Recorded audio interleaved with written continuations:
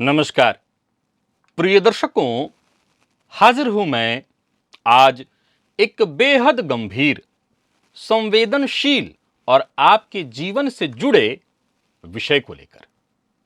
आज जो बात मैं आपसे कहने जा रहा हूं वो केवल जानकारी नहीं है, बल्कि अगर आपकी जन्म कुंडली में ऐसी ग्रह स्थिति है तो एक चेतावनी है, एक ऐसा सतर्क करने वाला संदेश जिसे अनदेखा करना आपके लिए भारी पड़ने वाला है। क्या आपको मालूम है कि आपकी जन्म कुंडली में कुछ ऐसे ग्रह योग हो सकते हैं जो आपको गंभीर बीमारियों की ओर खींचकर ले जा रहे हों? ऐसी ग्रह स्थिति यदि जन्म कुंडली में है तो अभी से सावधान हो जाना बेहद आवश्यक है, क्योंकि स्वास्थ्य ही धन है और जन्म कुंडली में ये ग्रह योग है तो जाहिर सी बात है एकाएक ऐसे बड़े रोग तो हो नहीं सकते। ये इस बात की भी सूचना है कि जातक को धीरे धीरे भीतर से ये ग्रह योग खोखला करेंगे और बाद में फिर किसी बड़े रोग की ओर धकेल देंगे। मैं कह सकता हूं कि अपने ज्योतिषीय करियर में मैंने देखा है जन्म कुंडली में इन ग्रहों से बनने वाले रोग को, ऐसे रोग जो जातक को एक बार जीवन में जब पकड़ ले तो फिर बाकी का बचा हुआ जीवन, भले ही उसने पूर्व में बहुत धन कमाया, बहुत सफलता अर्जित करी, लेकिन ये रोग जातक को आगे बढ़ने से रोक देते हैं। तो आज के इस कार्यक्रम को देखिए और साथ ही साथ जो उपाय मैं बता रहा हूं उन उपायों को भी करने का प्रयत्न करिए, ताकि बीमारियों का जो खतरा है वो भले खत्म न हो, कुछ हद तक कम अवश्य हो जाए।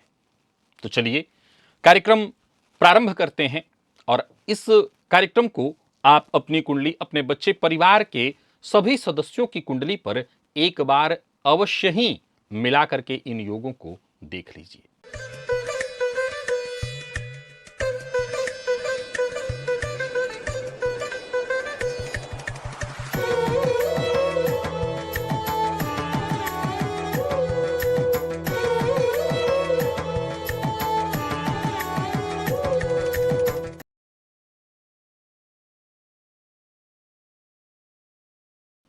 प्रिय दर्शकों, सूर्य और शनि की युति अथवा परस्पर दृष्टि संबंध।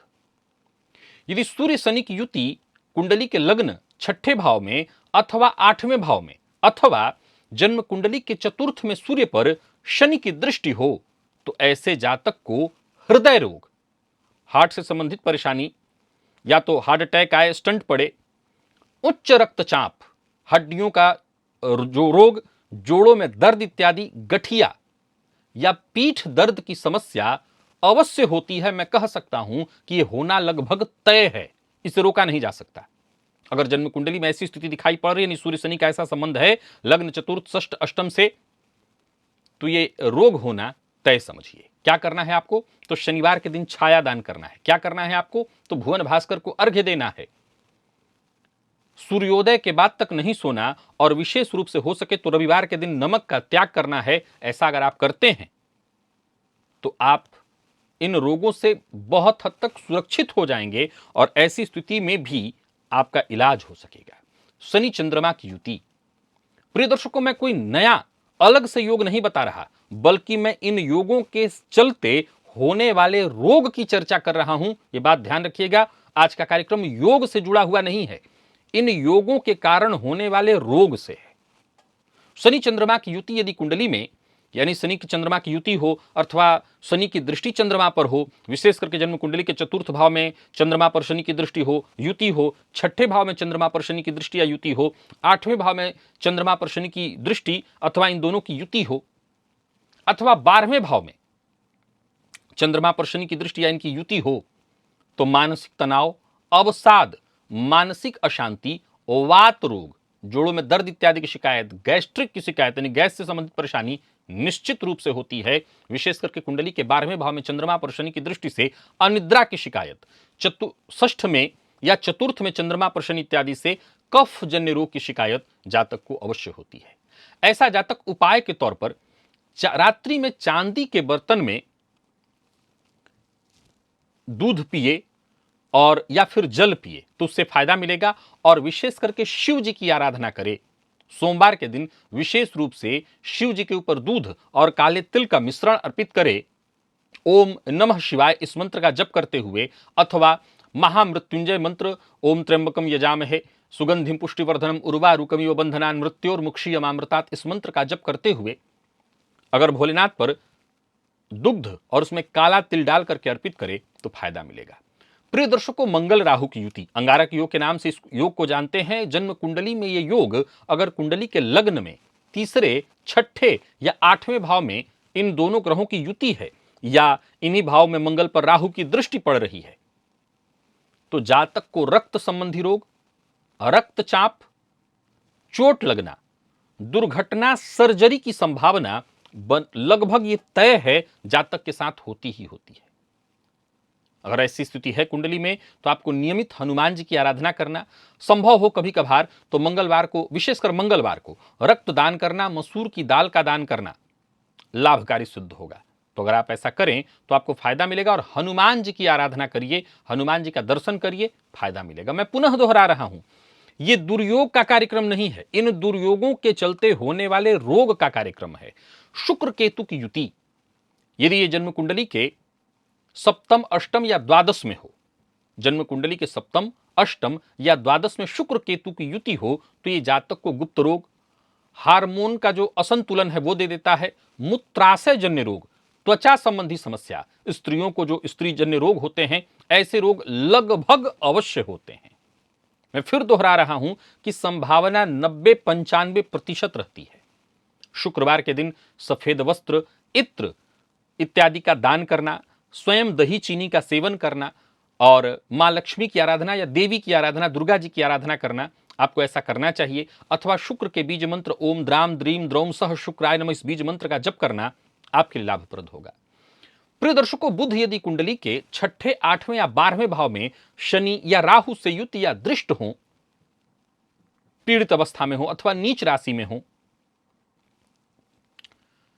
या पाप मध्यत्व में हो तो जातक को कई बार यादाश्त की समस्या, त्वचाजन्य रोग, वाणी से संबंधित परेशानी या किसी न किसी तरह की एलर्जी अवश्य होती है। ऐसा जातक हरे वस्त्र का दान करे, तुलसी जी के पौधे की सेवा करे, गणेश जी के मंदिर में जाए, उनका दर्शन करे, ओम गंगणपतये नमः इस मंत्र का जप करे तो अवश्य उसको लाभ होगा। याद रखिए, अगर बुध की ऐसी स्थिति है तो इनमें से कोई ना कोई रोग अवश्य आपको हो रहा होगा, वो चाहे त्वचाजन्य हो या फेफड़े से संबंधित कोई परेशानी हो, श्वास से संबंधित परेशानी बुध के चलते उत्पन्न होता है, एलर्जी होती है, अवश्य होगा। या फिर वाणी से संबंधित परेशानी, अभिव्यक्ति की कमी आपके अंदर, ये सब रोग के रूप में ही गिना जाएगा। प्रिय दर्शकों, देव गुरु बृहस्पति यदि कुंडली के छठे भाव में पीड़ित अवस्था में, यानी ऐसे गुरु नीच राशि में हो, राहु केतु से युक्त या दृष्ट, विशेष करके राहु से युक्त या दृष्ट हो, शनि से युक्त या दृष्ट हो, तो ऐसे जातकों में फैटी लीवर, मोटापा, मधुमेह भी होना लगभग तय माना जाता है। अगर इनमें से एक भी स्थिति है, यानी गुरु की ऐसी स्थिति आपको दिखाई पड़ रही है, कोई पीड़ित अवस्था में दिख रहा है, नीच इत्यादि राशि में बैठे हैं, तो ये तय जानी क्या तो आपको फैटी लीवर की शिकायत हो जाएगी या मोटापा की शिकायत आपको होगी, लीवर से संबंधित परेशानी आपको होगी, मधुमेह की शिकायत हो सकती है। पीली वस्तुओं का दान, जैसे चने की दाल का, हल्दी का दान करना आपके लिए श्रेष्ठ होगा। केले का फल जो होता है उसका दान करना, ओम ग्राम ग्रीम ग्रौम सह गुरवे नमः इस मंत्र का जप करना आपके लिए लाभप्रद होगा। शनि राहु की युति ये सापित योग है, आप जानते हैं इस योग के बारे में। यदि ये जन्म कुंडली के छठे, आठवें या 12वें भाव अर्थात तो त्रिक भाव में ये युति बनी हुई हो तो कैंसर जैसे, क्योंकि ज्योतिष शास्त्र कहता है शनि राहु संयुतः सर्वदा रोग संयुतः, लंबे समय तक बने रहने वाले रोग, जोड़ों में दर्द आदि लगभग निश्चित ही होते हैं। मैं फिर दोहरा रहा हूं कि यह विषय डराने का नहीं, इसलिए कार्यक्रम के प्रारंभ में ही कहा था कि यह केवल जानकारी नहीं है, आपके जीवन से जुड़ी हुई है और ये कुंडलियों पर आजमाया हुआ है। अगर ऐसी स्थिति कुंडली में है तो आपको शुरू से ही, पहले से ही सरसों का दान, काले तिल का दान, पीपल वृक्ष की जड़ में जल अर्पित करना, हनुमान जी की आराधना करना, ये सब पहले से ही कर देना, शुरू कर देना चाहिए। छाया दान करना, कुत्ते को कुछ ना कुछ खिलाना, अपने भोजन से थोड़ा अंश निकाल करके, ये सब करना चाहिए। ये करेंगे तो इन ग्रहों का जो दुष्प्रभाव है वो कम हो जाएगा। प्रिय दर्शकों, जन्म कुंडली के लग्न में राहु और सप्तम में केतु, एक तरह से आप इसे कालसर्प कह सकते हैं, बाकी इस के परिधि के बाहर कोई ग्रह न हो, यानी सभी ग्रह इस परिधि के अंदर हो, लग्न में राहु सप्तम में केतु, तो जातक को जीवन काल में बार बार संक्रमण, एलर्जी, त्वचा रोग, अनिद्रा, गुप्त बीमारियां, ऐसे रोग की प्रबल संभावना होती है 90 से 95%। ऐसा जातक विशेष रूप से नाग पंचमी के दिन जो प्रयोग मैं बताया करता हूं वो करे, शिवलिंग पर जाकर के दूध अर्पित करे, शिवलिंग में लिपटा हुआ नाग है उसके ऊपर दूध चढ़ाए तो उसको अवश्य लाभ होगा। ओम नमः शिवाय मंत्र का जप करिए अथवा शिव जी के किसी स्तोत्र इत्यादि का पाठ करिए, शिव जी की आराधना करिए तो फायदा मिलेगा।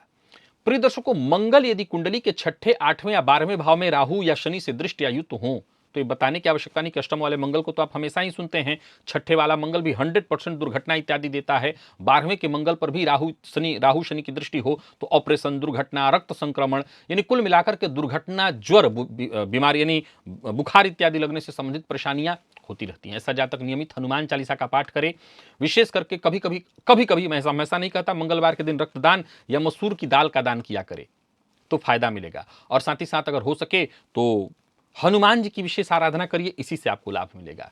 चंद्र केतु की चर्चा की थी, चंद्र राहु की युति ये जन्म कुंडली के चतुर्थ, पंचम, अष्टम या द्वादश भाव में हो तो भी जातक को मानसिक रोग, भय, चिंता, नींद न आने की समस्या होती ही है, ये तय है कि होगा। ऐसा जातक रुद्राक्ष की माला, विशेष करके 5 मुखी रुद्राक्ष की माला धारण करे, शिव जी की आराधना करे, शिव मंदिर में जाकर के शिव जी के ऊपर दूध, जल और काले तिल का मिश्रण अर्पित करे और प्रत्येक माह की पूर्णिमा को चंद्रमा के प्रकाश में 10 से 15 मिनट तक बैठे तो उसको अवश्य लाभ होगा। प्रिय दर्शकों, ये श्रृंखला अभी आगे भी होगी, ये श्रृंखला आज खत्म नहीं हुई है। आज मैंने 10 ऐसे योग और उससे होने वाले रोग की चर्चा की है। आगे इस श्रृंखला में 10-10 करके मैं और योग और उससे होने वाले रोग जो कि अवश्यम भावी हैं, होना ही होना है, ये मैं नहीं कह रहा, ये बहुत सारे रिसर्च हैं ज्योतिष के जो ये कहते हैं कि हां ऐसे रोग देखने को मिलते ही हैं। तो अगर आपकी कुंडली में है और अभी नहीं है तो ऐसा रोग तो भगवान की कृपा समझिए और अभी से अपने आप को सुरक्षित करने में लग जाइए। मुझे इजाजत दीजिए, पुनः मुलाकात होगी, तब तक के लिए नमस्कार।